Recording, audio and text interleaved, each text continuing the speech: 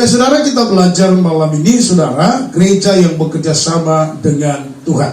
Ya, kalau kita saudara dengar kata kerjasama, saya percaya di benak Anda, dalam akal kita saudara tentu kita ya bertanya bagaimana supaya bisa kerjasama dengan Tuhan. Ya saudara, kita akan lihat malam ini ya dalam kitab Kejadian pasal yang ke-6.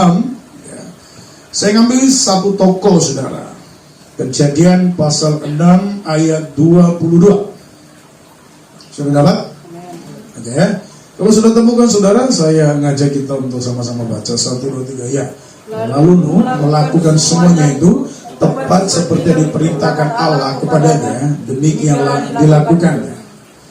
Saudara, kita lihat ya, Tuhan memberikan sebuah tugas kepada Nuh, sebuah tugas yang mungkin dalam ukuran atau level dunia adalah sesuatu yang sukar ya.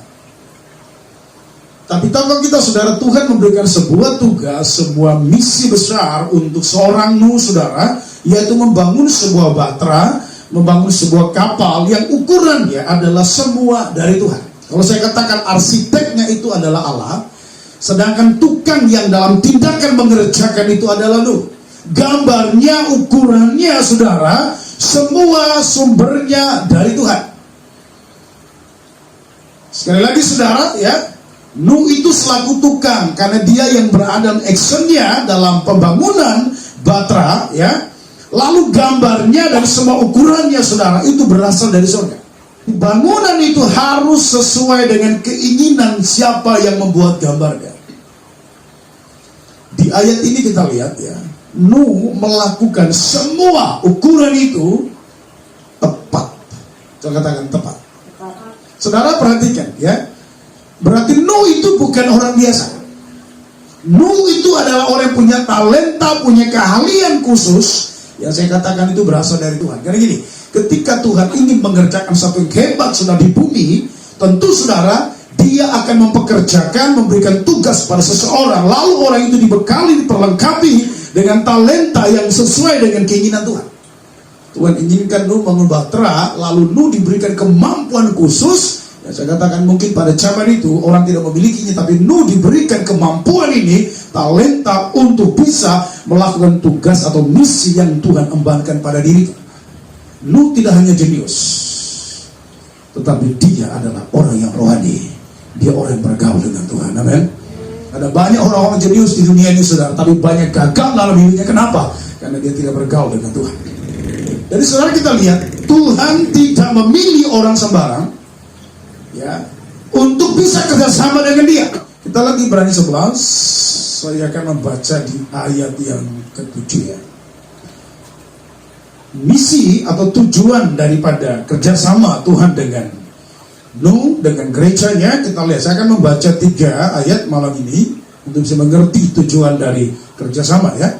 Lihat di ayat yang ke-7, karena iman maka Nuh dengan petunjuk Allah tentang sesuatu yang belum kelihatan, dengan taat membersihkan batra untuk menyelamatkan keluarganya. Coba kata yang pertama, menyelamatkan keluarga.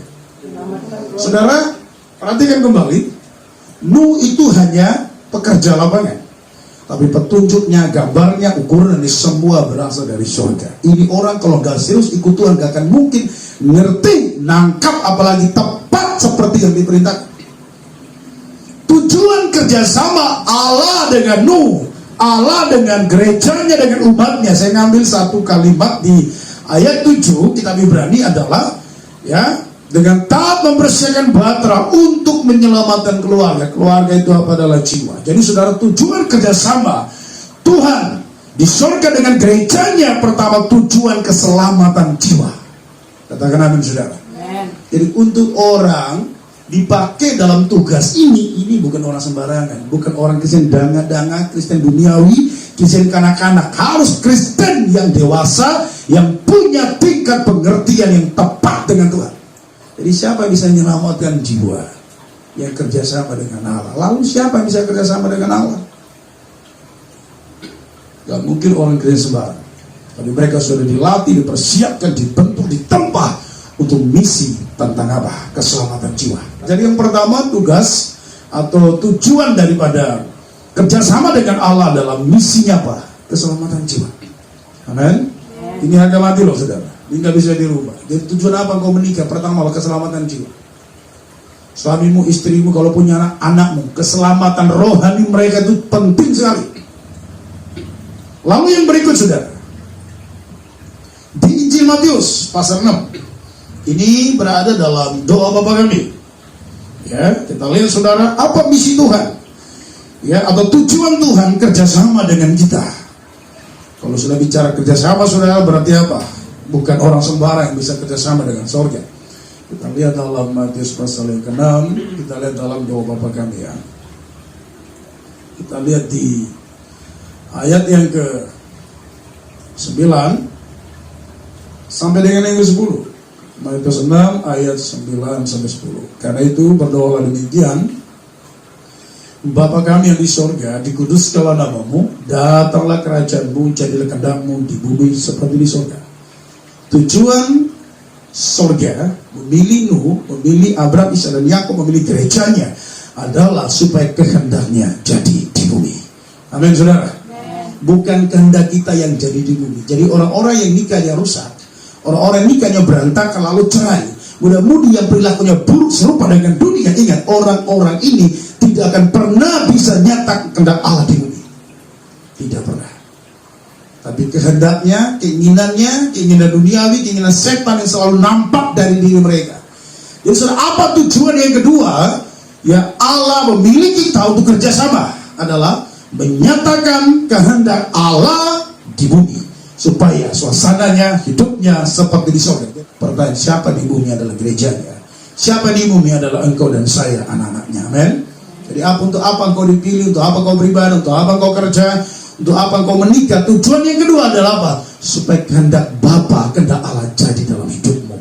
Ketika kehendak Allah jadi dalam nikah kita, dalam profesi dan karir saudara, percaya nikah itu akan bertahan. Orang lihat apa rahasianya orang ini bisa bertahan sekalipun berbeda, bisa bertahan di tengah krisis. Orang melihat apa? Tetap kasihnya nyata. Karena kita bilang apa? Apa kehendak Allah di bumi kepada seorang suami? Kasihanilah istrimu. Apa kehendak Allah di bumi buat seorang istri? Tunduk kepada suamimu. Apa kehendak Allah buat kita yang muda-mudi saudara, bagaimana hidup jangan serupa dengan dunia. Lalu dunia melihat sehingga Tuhan bisa dimuliakan. Jadi sekali lagi, orang yang bisa menyatakan kehendak Allah di bumi seperti di sorga, ingat, bukan Kristen biasa, tapi Kristen yang terlatih. Haleluya. Bukan Kristen yang baru lahir baru, atau Kristen yang sudah lama pun tapi tetap memiliki sifat kekanak-kanakan, atau istilah lain dalam 1 Korintus 3 adalah manusia duniawi. Paulus bilang apa? Kalau ada perselisihan, iri hati, pertengkaran di antara kamu, suka kali bertengkar. Lihat kelemahan orang gak sanggup lalu bertengkar. Berarti apa? Ini orang belum masuk dalam pemilihan Allah untuk sebuah tugas yang besar adalah menyatakan kehendak Allah di bumi. Jadi kalau orang suka bertengkar, suka berkelahi, berselisih, bukan kehendak Allah yang jadi, kehendaknya jadi. Berarti apa? Orang ini belum masuk kelompok yang kerjasama dengan Tuhan. Yang ketiga saudara, kita lihat. Saya membaca dalam kitab 1 Petrus pasal 2. 1 Petrus pasal 2 ya. Ayat ini juga sudah biasa engkau saudara dengar, tetapi ini ada sangkut pautnya dengan surga membutuhkan orang-orang yang profesional saudara. Tentu menjadi orang seorang profesional dilatih oleh Tuhan ya. Kita lihat dalam 1 Petrus pasal yang kedua, coba dibaca di ayat yang ke-9. 1 Petrus pasal 2 ayat yang ke-9 berkata gini, tapi kamulah bangsa yang terpilih, imamat yang rajani, terus bangsa yang kudus, terus tujuannya apa? Supaya kamu apa? Memberitakan perbuatan-perbuatan yang besar dari Dia yang telah panggil kamu keluar dari kegelapan kepada terang ajaib. Jadi saudara, saya melihat bahwa apa tujuan kerjasama sorga dengan bumi, atau sorga dengan hamba-hamba Tuhan, dengan tokoh-tokoh kitab, dengan gerejanya. Hal yang ketiga, saya ambil 3 saja, adalah memberitakan perbuatan-perbuatan. Jadi yang diberitakan apa? Perbuatan. Haleluya. Perbuatan kita loh yang diberitakan. Jadi gini saudara, ya, mengenal Allah itu bukan hanya bicara tentang bagaimana memahami, menghafal ayat-ayat Alkitab, tapi Tapi ayat-ayat Alkitab harus bisa dibaca orang dari perbuatan kita. Amin. Bisa ngerti ya? Orang bisa baca hidup kita dari mana? Kan dari perbuatan. Jadi tujuan yang ketiga, Tuhan pilih kita untuk kerjasama dengan Dia. Tujuan yang ketiga adalah memberitakan perbuatan. Haleluya. Perbuatan siapa? Perbuatan Tuhan yang nampak dari hidup kita. Kita dipilih untuk kerjasama dengan Dia. Pertama, misi keselamatan. Saya dipilih untuk apa? Untuk menyelamatkan jiwa. Yang kedua, ya, supaya kehendak Allah, saudara, jadi dalam hidupmu. Dan yang ketiga adalah memberitakan perbuatan-perbuatan besar. Dan kalau ditanya, Pak, kira-kira orang-orang yang kerjasama dengan Tuhan itu tipe seperti apa? Nah, ini yang kita mau pelajari. Apakah tipe kayak jemaat Korintus? Tidak ada bisa kayak jemaat Korintus, saudara. Jemaat Korintus jemaat yang tidak punya kualitas. Tapi mereka jemaat-jemaat yang punya banyak karunia. Iya, banyak karunia, tapi tidak punya kualitas dalam apa? Dalam karakteristik. Mereka adalah jemaat-jemaat yang saya katakan, saudara, yang latar belakangnya dari orang Yunani. Dan ingat, orang Yunani, saudara, terkenal dengan apa? Penyembahan berhalanya. Yang kedua, orang Korintus terkenal dengan apa, saudara? Filsufnya luar biasa, orang-orang pintarnya. Jadi untuk mempercayai Tuhan agak susah. Itu sebabnya, saudara, jemaat Korintus, kalau saya katakan apa? Jemaat yang belum bisa diandalkan. Pertama Tuhan, yang kedua adalah oleh Paulus. Kenapa? Mereka masih kekanak-kanakan, belum bisa diandalkan. Jadi sorga, saudara, merindukan gereja atau umat Tuhan yang dewasa untuk diandalkan, diharapkan bisa. Tujuan Tuhan tiga ini, saudara, terjadi di bumi. Itu sebab, saudara, penggembalaan gereja lokal di mana kita digembalakan, melatih kita untuk berhasil dalam tiga tugas yang dipanahkan Tuhan, saudara, kepada kita semua. Amin. Haleluya. Jadi lahir baru gak cukup. Ketika orang lahir baru tidak beribadah, tidak berada di gereja lokal, tidak punya gembala, tidak mau terima pengajaran yang benar, ingat, dia tidak akan pernah dewasa. Sampai dengan seorang bayi, kalau habis dilahirkan ibunya lalu terbuang saja atau ditempatkan di mana saja tanpa ada orang mengasuhnya, ya, seiring waktu dia pasti secara perlahan dia akan mati. Ketika orang tidak digembalakan, saudara, maka gereja itu belum bisa diandalkan untuk menjalankan tugas yang dari surga. Saya kata bilang tadi apa, saudara? Kalau lu bisa melakukan tepat seperti yang diperintahkan Tuhan, berarti ini orang bukan orang biasa, jenius loh. Mana baca pasal 6, membangun batra, membangun kapal, semua ada ukuran. Lu hafal dan ingat semua. Berapa lantai? Modelnya seperti apa? Dia tahu. Berarti apa saya ketahui? Ini orang bukan orang bodoh. Secara intelijensi, nu itu orang jenius. Amen. Pintar penting ya? Haleluya. Saya tanya, kepintaran penting kan? Amin. Lalu kepintaran mau dipakai untuk apa? Untuk pekerjaan Tuhan. Nu sedang dipakai Tuhan, kepintaran yang membangun sebuah batra. Jadi kepintarannya, talentanya tidak disalahpergunakan untuk hal-hal duniawi. Tapi talentanya sudah dipakai untuk pekerjaan Tuhan, agar misi Tuhan menyelamatkan jiwa, terutama keluarganya, berhasil. Jadi saudara, talenta, kemampuan kita yang dibawa dari sejak lahir, saudara, ya, itu adalah pemberian Tuhan, itu anugerah Allah. Tergantung kau pakainya itu mau arahnya kemana. Mau kerjasama dengan Bapa di surga, atau saudara hanya dipakai untuk hal dunia dan tidak memuliakan Tuhan. Dan sekali lagi, saudara, ingat bahwa nu melakukan semua itu tepat seperti yang diperintahkan. Saya bilang tadi apa? Untuk bisa nu bisa mengerjakan tepat seperti apa yang diperintahkan oleh Tuhan. Berarti apa? Antara nu dengan surga nggak boleh jauh. Berarti apa, saudara?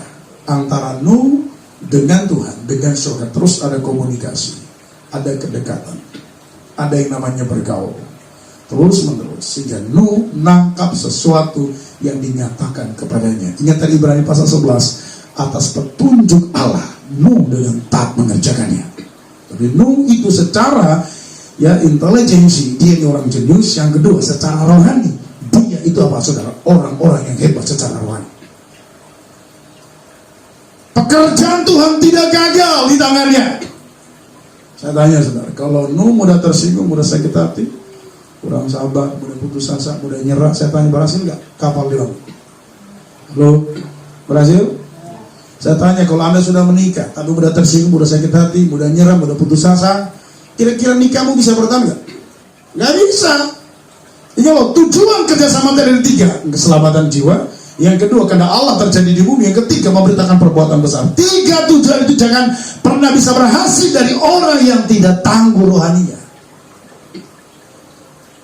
Untuk pekerjaan Tuhan bisa berhasil, saudara, Tuhan membutuhkan orang-orang ya yang hebat. Hebat maksud saya, saudara, bukan lahir karena hebat atau dari lahirnya sudah hebat, enggak. Mereka hebat karena diproses. Mereka hebat karena dibentuk. Mereka hebat karena dididik, dilatih, dimuridkan. Lihat dalam Kejadian 6, saya baca 9. Inilah riwayat Nuh. Nuh adalah seorang yang benar dan tidak bercela di antara orang-orang sezamannya. Dan Nuh itu hidup bergaul dengan Allah. Nuh memperankan 3 orang laki-laki, Sem, Ham, dan Yafet. Adapun bumi telah rusak di hadapan Allah dan penuh dengan kekerasan. Allah menilik bumi itu dan sungguhlah rusak benar. Semua manusia menjalankan hidup yang rusak di bumi. Jadi saudara, bagaimana supaya surga atau Nuh, gereja umat Tuhan bisa kerjasama dengan surga? Yang pertama saya ngambil dari ayat yang ke-10. Maaf, ayat yang ke-9 ya. Inilah riwayat Nuh. Nuh adalah seorang yang benar dan tidak bercela di antara orang zamannya. Dan Nuh itu hidup bergaul dengan apa? Saya katakan bergaul. Kalau namanya orang bergaul, ya pasti yang namanya ada komunikasi. Betul kan? Ada komunikasi. Baik kan saudara mungkin bergaul melalui media elektronik atau langsung bergaul dalam kehidupan sehari-hari. Tentu ada yang namanya komunikasi, adanya saling curhat, adanya namanya bisa bertemu, lalu saling bertanya, saling mengisi, memberikan masukan-masukan, ya, itu orang bergaul. Tidak ada nama orang bergaul lalu tidak punya teman. Dan biasanya kalau bergaul berarti apa? Ada teman. Haleluya. Nuh itu sukanya bergaul sama Tuhan. Pertanyaan jadi, kenapa dia nggak bergaul sama orang pada zamannya? Karena orang pada zamannya perilakunya, sifatnya, karakter semua rusak. Dari pikirannya, ngomongannya, hatinya. Suruh kerja orang pada zaman Nuh pasti bengkok semua. Suruh kerja saudara, pasti korupsi. Suruh kerja, pasti proyeknya mandek, nggak jalan. Tapi kenapa Tuhan suruh Nuh mengerjakan proyek besar ini? Lihat ayat yang ke-9. Apa yang buat Nuh berbeda dengan mereka? Nuh hidup bergaul dengan Tuhan. Amin. Haleluya. Nuh bergaul dengan pencipta langit dan bumi yang melebihi segala-galanya, saudara. Ketika Nuh sudah bergaul dengan dia, Nuh nyerap sesuatu. Ketika kau bergaul sudah dengan dunia, maka lama-kelamaan unsur dunia terserap masuk dalam dirimu. Kenapa? Nuh bergaul. Ketika gereja, umat Tuhan bergaul dengan manusia duniawi, engkau turun satu kelas, engkau turun satu tingkat. Bergaul dengan orang yang tidak rohani, maka lama-lama engkau menjadi orang yang turun juga, saudara. Kualitas rohani. Kelasnya Nuh bergaul dengan kelasnya Tuhan, jauh berbeda. Hikmatnya dari surga, bukan dari dunia. Cara bicaranya dari surga, bukan dari dunia. Cara menghadapi masalahnya bukan kelas dunia, tapi kelas surga. Kualitasnya kualitas bukan dunia, tapi kualitas surga. Kenapa? Karena dia bergaul dengan Tuhan yang saya katakan jauh melebihi segala-galanya. Kita bergaul dengan Tuhan sekarang seperti apa? Mendengarkan firman-Nya, suaranya. Membaca, saudara, firman-Nya. Lalu kau curhat dalam doa. Lalu kau mendengar dia. Terima masukan dia, apa? Terima firman-Nya untuk menghadapi hari-harimu. Jangan serap, saudara, konsep dunia dalam menghadapi hari-harimu. Karena ketika kau menyerap konsep dunia secara bertahap, engkau akan sama dengan dunia. Berarti saudara, orang-orang yang kerja sama dengan Allah, saya katakan apa? Bukan orang biasa. Orang yang terdidik, orang yang terlatih, orang yang hari-harinya bergaul bersama Tuhan. Bayangkan saudara, perhatikan tadi di ayat 9 saya baca lagi. Ini lewat Nuh. Nuh adalah seorang yang benar, tidak bercela di antara orang-orang yang sama dia. Nuh itu bergaul dengan Allah. Nuh memperanakan 3 orang laki-laki sama Yafet. Terus adapun bumi itu telah rusak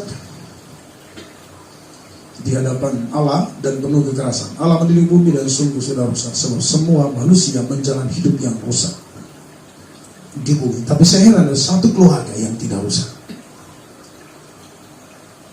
Gak bisa udah perhati loh, Sem, Ham, Yafet laki-laki loh tidak.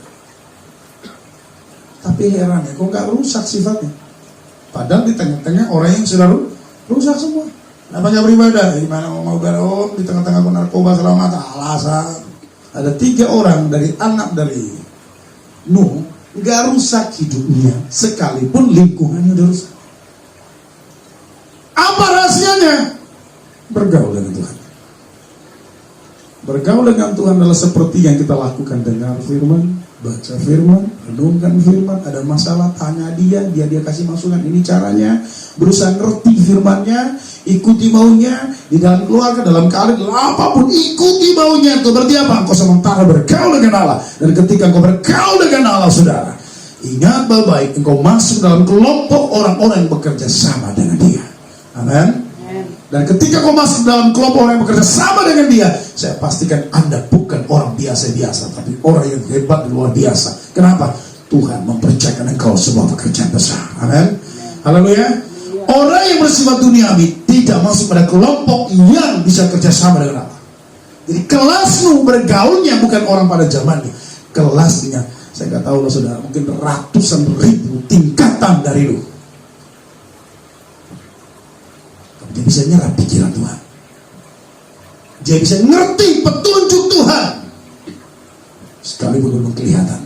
Dia jenius, tapi hikmatnya adalah hikmat yang datang dari surga. Kenapa? Karena dia bergaul dengan surga. Jadi saudara, kalau kita anak-anak muda-mudi, kalau sudah hidup seperti orang duniawi, maka kita belum terpakai untuk kerjasama. Karena nanti kalau ini diambil, nanti yang nonjol bukan kehendak Tuhan, tapi kehendak dia. Dan ketika kehendak dia nonjol, ini selalu apa? Merusak pekerjaan Tuhan. Injil bilang apa? Jangan jadi batu sandungan, membuat orang jatuh. Sorga belum bisa kelompokkan orang demikian, saudara, menjadi orang-orang yang kerjasama dengan dia. Orang yang kerjasama dengan Allah adalah orang yang bergaul dengan dia. Haleluya. Supaya apa, saudara? Kalau ada dalam keluarga, saudara kita yang belum bertobat, istri suami kita yang belum bertobat, untuk dia bertobat, Tuhan butuh orang yang bergaul dengan dia. Ketika kau bergaul dengan dia, engkau melihat petunjuk Allah. Apa petunjuk Allah sekarang, saudara? Adalah firman-Nya. Apa kata firman menghadapi suami, istri, keluarga yang belum bertobat? Apakah dia emosi, kita juga emosi, dia gas, kita lebih gas? Di tengah orang perokok, dia rokok, di tengah orang minum tua, di tengah orang judi, di gereja dia jadi orang gereja. Berarti apa? Dia adalah orang yang adaptasi dengan keadaan. Yang seperti ini, saya katakan apa? Belum masuk dalam kelompok kategori yang dibutuhkan surga, yang diandalkan surga, dan diharapkan surga. Kalau orang seperti ini percayakan tugas surga, percaya saya pastikan, pasti gagal total. Kenapa? Saudara. Kehendak Tuhan jadi, lalu keselamatan jiwa jadi, dia memberitakan perbuatan-perbuatan besar dari Allah. Alasan pertama adalah, atau syarat pertama untuk bisa kerjasama dengan surga adalah bergaul dengan Tuhan. Kalau namanya bergaul berarti harus punya waktu ya. Amin. Pagi hari gaul sama Tuhan. Ngapain? Doa. Kasih tahu sesuatu. Setelah ngomong, jangan ngomong terus. Dengar yang dia lagi. Apa yang mau dengar? Firman Tuhan yang kau dengar. Nangkap, serap, oh ini dia. Nanti kalau hadapi ini, oh ini cara, Tuhan kau sudah kasih petunjuk. Seperti Tuhan kasih petunjuk sama lu. Hadapi suami, hadapi istri, hadapi keluarga, mereka gas semua. Anda harus belajar untuk tahan emosi, apalagi sabar. Kan itu petunjuk dari surga. Gak ada petunjuk dari surga, dia marah, kau marah balik. Kalau ditanya, Pak kenapa mereka cerai? Tapi pendeta mau cerai, bahwa berarti apa? Mereka tidak kerjasama dengan Allah. Kalau kerjasama dengan Allah, kena Allah jadi dan keluar. Apa kena Allah? Hai suami, sayang istrimu. Hai istriku, sama-sama. Artinya apa? Tidak ada cerai. Syarat pertama untuk kerjasama dengan Allah adalah, pertama, harus bergaul dengan Tuhan. Amin. Lihat dia bergaul dengan Tuhan. Karena dia sering bergaul sama Tuhan, selalu bergaul. Nggak rusak dia. Orang hikmat surgawi. Coba bergaul bergaul sama tetangga. Bukan berarti kita nggak perlu punya tetangga, nggak bergaul. Maksud saya kata bergaul apa? Jangan ngikuti cara hidupnya, jangan ikuti nasihatnya. Kalau bergaul berteman, sehat aja sudah duduk ngomong-ngomong dengan tetangga silakan. Tapi dia begini, lo gitu aja kok gak bisa. Kalau aku jadi kau, wah gitu. Kalau suami lu kayak gitu, gini caranya. Langsung diajarin ya. Kalau suami mau selingkuh, kau pun gitu. Biar satu-satu. Borong Batak, wah bodoh kali kau. Oh, langsung diserap. Pulang dia udah disiapkan. Artinya apa? Ketika engkau ngikuti nasihatnya, itu berarti apa? Engkau menyerap sesuatu dari dia. Dan itu saya bilang apa? Bergaul dengan dia. Kata bergaul berarti apa? Engkau menyerap sifatnya, engkau menyerap nasihatnya, dan menjadi sifatmu, perilakumu, dan tindakanmu. Berarti apa? Engkau bergaul dengan dunia. Jadi kalau engkau bergaul dengan Allah, engkau menyerap sifatnya dari firman-Nya, engkau nangkap hikmatnya, lalu saudara, jadi tindakan. Itu bergaul.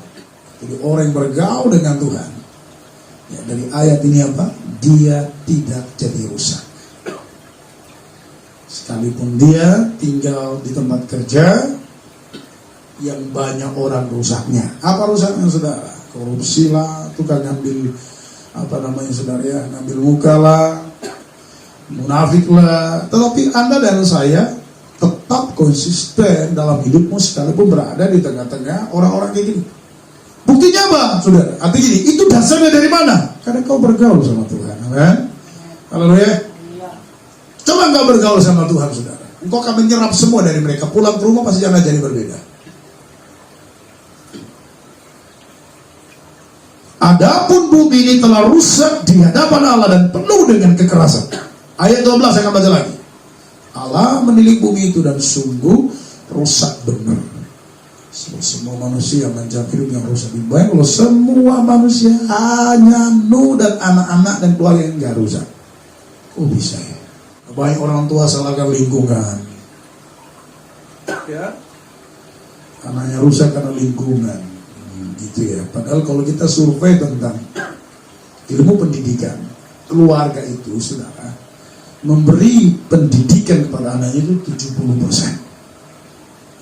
Jadi sekolah dengan lingkungan hanya 30%. Jadi keluarga itu adalah fondasi kuat membangun karakteristik yang benar dalam sebuah hidup seorang anak. Jadi kalau anak-anak itu sudah rusak, yang pertama diperiksa keluarganya dulu. Siapa papanya, siapa mamanya. Gimana cara hidup mereka? Gimana kalau mereka menyelesaikan masalah? Gimana kalau anaknya salah? Seperti apa sifatnya? Maki-maki kah? Jadi yang perlu dicek apa? Dicek adalah apa? Keluarganya dulu. Jangan lingkungan salah dulu. Kalau dia punya papa mama tukang bertengkar, gak pernah saling minta maaf, tukang kata-kata binatang yang keluar, sekarang gak usah heran anaknya rusak. Lalu anaknya lari ke dunia ngambil hidupnya dan jadi rusak. Setelah rusak, baru salahkan anak. Padahal yang merusaknya apa? Orang tuanya yang gak jadi contoh.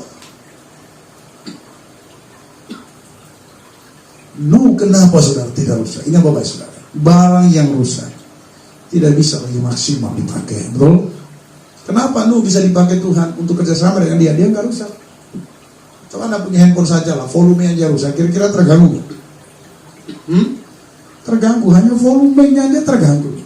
Kenapa Nuh nggak rusak? Nikahnya nggak rusak, anaknya nggak rusak. Pokoknya sudah yang rusak tidak ada pada Nuh. Kenapa? Lihat saudara, dia bergaul dengan Allah. Lalu Tuhan pakai Nuh, ambil Nuh saudara, mengembangkan sebuah tugas yang ada hubungannya dengan keselamatan jiwa. Orang rusak bisa nyelamatan orang rusak nggak? Hah? Ngomongannya rusak, sih kita binatang, kata-kata kotor saudara. Kira-kira kalau dia orang tua bisa nggak nyelamatin anaknya? Dari pagi sih kita binatang semua. Sambil panggil anaknya pun juga nggak panggil namanya ya, panggil binatang.